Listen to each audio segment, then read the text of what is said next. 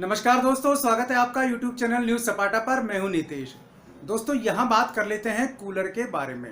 कारण क्या है कि गर्मी बहुत सी पड़ रही है और जब आप मार्केट जाते हैं तो दो तरीके की कंफ्यूजन आपके सामने होती है।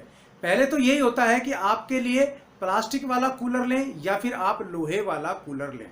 उसका रीजन क्या होता है कि उस समय जब हम जाते हैं मार्केट में तो दिमाग गर्मी से पूरी तरह गर्म होता है और एक ही चीज रहती है, बस किसी भी तरीके से कूलर ले लो और उसकी ठंडी हवा मिल जाए तो चैन की सांस आ जाए। लेकिन यहां हम थोड़ा सा ठगा जाते हैं। थोड़ा सा 2 मिनट आप कूल माइंड रख के इस वीडियो को पूरा देखिए, आपको समझ में आ जाएगा कि आपको प्लास्टिक वाला कूलर लेना है अथवा लोहे वाला कूलर। फिलहाल तो मार्केट का हम एक बार पोजीशन देख लेते हैं। मैक्सिमम जो कूलर मिलते हैं आपको, जितने भी आप ब्रांडेड कूलर की बात करेंगे तो आपको अधिकांश कूलर 95% से ऊपर कूलर आपको मिलेंगे प्लास्टिक की बॉडी में। और लोकल मार्केट की बात करेंगे तो वो कूलर मिलेंगे आपको आयरन बॉडी में। अब इनमें फर्क क्या होता है और कौन सा कूलर हमें ज्यादा ठंडी हवा देगा, ये हमारे लिए सोचने की बात है। दूसरी बात ये होती है कि हमें जरूरत कौन सी कूलर की है। प्लास्टिक वाला कूलर हमें लेना है या फिर लोहे वाला कूलर लेना है, वो हमारी जरूरत पर डिपेंड करता है। लेकिन हमारी जरूरत भी हमें समझ में नहीं आती, इसी कारण हम ठगा जाते हैं। प्लास्टिक वाला कूलर लेना है तो हम लोहे वाला ले आते हैं और लोहे वाला लेना है तो हम ले आते हैं प्लास्टिक वाला। बाद में सफोकेशन, गर्मी, उमस का माहौल, इस तरह की परेशानी और कूलर की ठंडी हवा तो गई दूर, परेशानी और बढ़ जाती है और जो पैसे हमने बाजार में खर्च कर दिए वो और चुभने लगते हैं।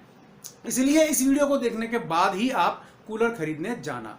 तो यहां सबसे पहले देख लेते हैं दोनों में फर्क क्या है। एक्चुअल में जब हम जाते हैं ब्रांड की ओर, किसी बड़े ब्रांड की ओर, तो वहां आपको सारे के सारे कूलर मिलेंगे प्लास्टिक बॉडी में। आप चाहे कोई सा भी बड़े से बड़े ब्रांड देख लें, वहां आपको प्लास्टिक बॉडी में कूलर मिलेगा और रेंज भी काफी हाई होती है। कम रेंज के कूलर्स आपके लिए सक्सेस नहीं होते, क्योंकि मैक्सिमम इंडियन फैमिलीज में एक रूम होता है और उस रूम में कूलर लगा होता है और उस रूम में मैक्सिमम लोग रहते हैं। ये यहाँ की अपनी सच्चाई है, क्योंकि सब में प्रेम इतना होता है कि सब एक ही जगह रहना पसंद करते हैं। अब यहाँ कौन सा कूलर सक्सेस है, तो एक बात ध्यान रखो, अगर आपके पास रूम बड़ा है और रूम में अगर कूलर लगाने के लिए विंडो है तो ही आपका कूलर सक्सेस होगा, फिर आप चाहे प्लास्टिक का लें चाहे लोहे का लें। लेकिन अगर आपका रूम बड़ा है, यानी कि आप ये मान लीजिए आपका रूम 15 बाई 15 या 10 बाई 15 का इस तरीके का रूम है और लगाने के लिए आपके पास विंडो है, तो आप कोई सा भी कूलर लें, प्लास्टिक का लें अथवा लोहे का लें, आपको दोनों सक्सेसफुल रहेंगे।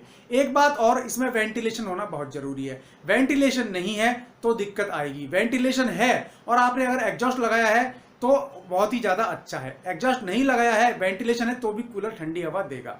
अब सबसे बड़ी बात जो ध्यान रखने की है, एक्चुअल में जब हम विंडो पे कूलर लगाते हैं तो वहां एक बात ध्यान रखें, कहीं विंडो पर आपके धूप तो नहीं आ रही है। यही हमें यह तय करना पड़ेगा कि कौन सा कूलर हमारे लिए काम का है। अगर मान लीजिए आपके पास कूलर लगाने के लिए जो स्पेस है वहां सीधे धूप आती है, तो प्लास्टिक बॉडी वाला कूलर आपके लिए किसी भी काम का नहीं है। उसका कारण एक बार आप समझिए, यहां कूलर जब धूप पड़ेगी कूलर पर तो प्लास्टिक बॉडी थोड़े टाइम बाद ही चटकने लगती है और वो किसी भी तरीके से उसका कलर भी खराब हो जाएगा और वो गर्म हवा भी देगी, है ना। हवा पर जो हवा की ठंडक है उस पर फर्क पड़ता है, मेरे कहने का मतलब ये है। अब यहां मान लीजिए आपने आयरन बॉडी का कूलर लगाया हुआ है, तो यहां धूप पड़ेगी तो इसकी बॉडी तो खराब नहीं होगी, लेकिन जो ठंडी हवा ये अंदर देता है उस पर जरूर फर्क पड़ेगा। ये बात आपको ध्यान रखनी है। तो इस दृष्टि से हम देखें तो आप देखिए कि यहाँ लोहे वाला कूलर बेस्ट ऑप्शन साबित होता है। अब बात करते हैं प्लास्टिक बॉडी वाले कूलर में और क्या क्या प्रॉब्लम्स है।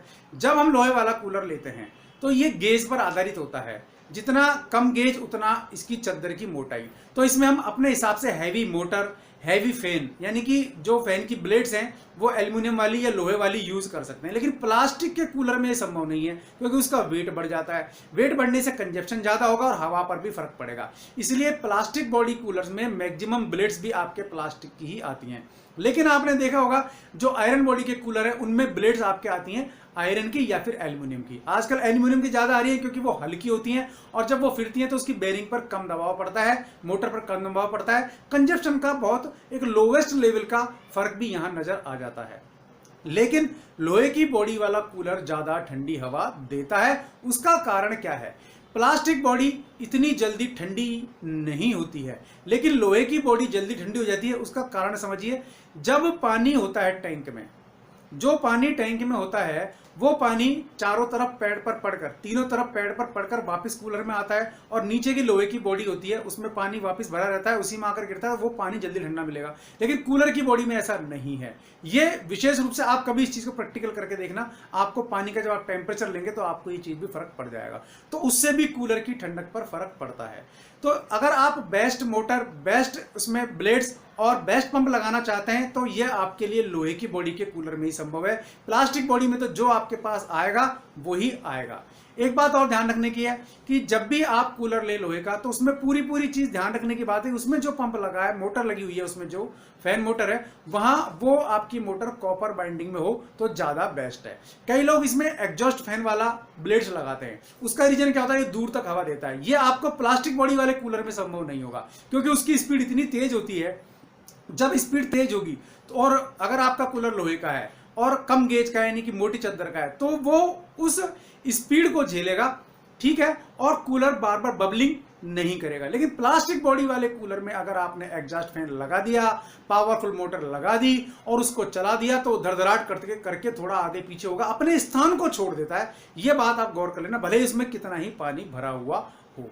इसी कारण वो आवाज भी करता है और उसके नट बोल्ट ढीले होने की संभावना हो जाती है। तो वहां प्लास्टिक बॉडी कूलर में ये संभव नहीं होता है। तो अब एक क्लियर हो गया होगा आपको कि आपको लोहे की बॉडी वाला कूलर लेना है अथवा प्लास्टिक बॉडी वाला कूलर लेना है। ये हुई विंडो की बात। अब मान लीजिए बाजार गए और हमारे रूम की सिचुएशन ये है कि हमें कूलर रखना है रूम के अंदर और उसमें एक ही विंडो है जहां से केवल हम उसको सक्शन विंडो मान सकते हैं। हमें मान लीजिए वो विंडो यूज करनी है हवा निकालने के लिए, ठीक है ना, और एग्जॉस्ट के लिए। तो हमें क्या करना पड़ता है, कूलर रखना पड़ता है रूम के अंदर। तो यहां अगर हम बात करेंगे तो यहां लोहे का कूलर सक्सेस नहीं होता। यहां आपको प्लास्टिक का हल्का कूलर लेना पड़ता है। कारण क्या है कि उसका मूवमेंट बार बार आपको करना पड़ता है और उसमें पानी भरना है तो आप भर सकते हैं, उसमें व्हील लगे होते हैं, इसको बाहर भीतर ले जा सकते हैं। अमूमन कूलर्स में आजकल ये फैसिलिटी मिल रही है। और जो छोटे कूलर होते हैं वो तो इतने हल्के होते हैं, उनको आप उठा सकते हैं। लोहे के कूलर थोड़े भारी होते हैं इसलिए रूम में रखे नहीं जा सकते। तो रूम के अंदर आपको कूलर रखना है और विंडो आपके पास केवल एक ही है, तो आप रूम के अंदर कूलर रखना चाहें तो प्लास्टिक का कूलर आपको लेना पड़ेगा। वहां आप लोहे का कूलर लेने से बचें। कारण क्या होता है कि इसमें कई बार करंट आने की संभावना हो जाती है। अंदर रखा कूलर आपको किसी भी परिस्थिति में नुकसान दे सकता है, प्लास्टिक के कूलर में यह संभावना कम होती है, ठीक है। तो ये 2-3 चीजें जो आपको ध्यान रखनी है। आगे भी और वीडियोस में मैं आपको बताऊंगा कूलर के बारे में बहुत महत्वपूर्ण जानकारियां कि कौन सा कूलर किस तरीके से आपको बढ़िया रहेगा और किसको आप पूरी तरीके से यूज कर सकते हैं, पूरी ठंडी हवा खा सकते हैं। वीडियो पसंद आया तो लाइक और शेयर जरूर कर देना, चैनल को सब्सक्राइब कर लेना, बेल आइकन दबा देंगे आप तो वीडियोस के नोटिफिकेशन भी आपको मिलते रहेंगे। आज के लिए इस वीडियो में बस इतना ही। ऐसी किसी यूजफुल वीडियो में फिर मिलूंगा, तब तक के लिए नमस्कार।